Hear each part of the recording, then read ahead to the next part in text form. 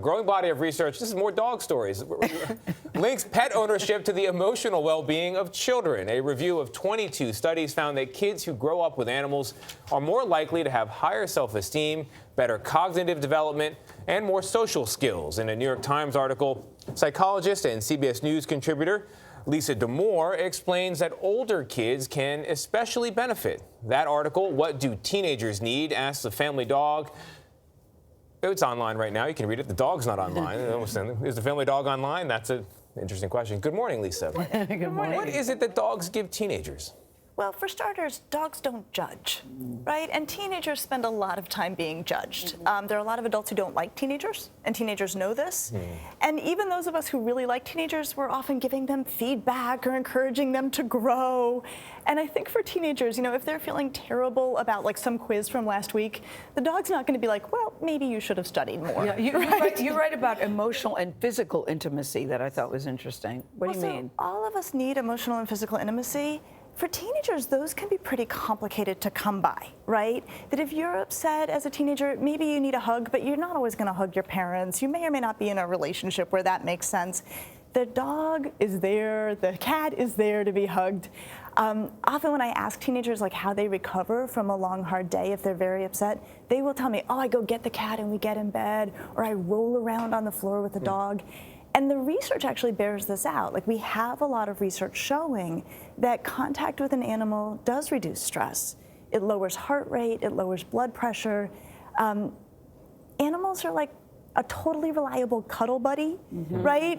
And teenagers, maybe more than people of other ages, need a reliable cuddle buddy. Yeah, and a recent study found that 38% of people between 15 and 21 say that social media sort of impacts how they're feeling. How does a pet play a role when you look at all of the major influences right now that teens are faced with every day? So, right, when teenagers aren't being judged by adults, they're often judging one another, right? And, you know, do you look good enough? Is your social standing good enough?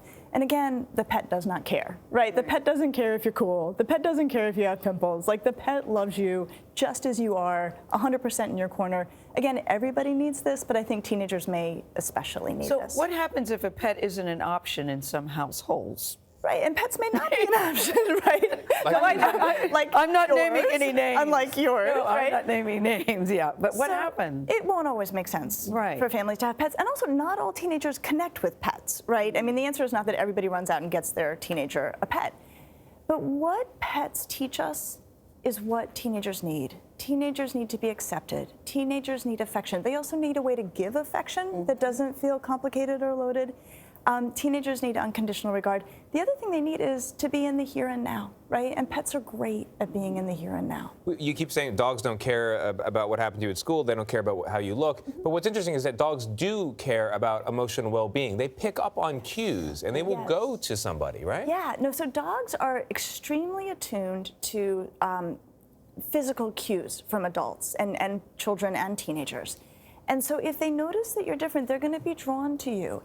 And a lot of times you do hear stories of people saying, like, I was crying and the dog came up and licked my tears, right? Or notice that.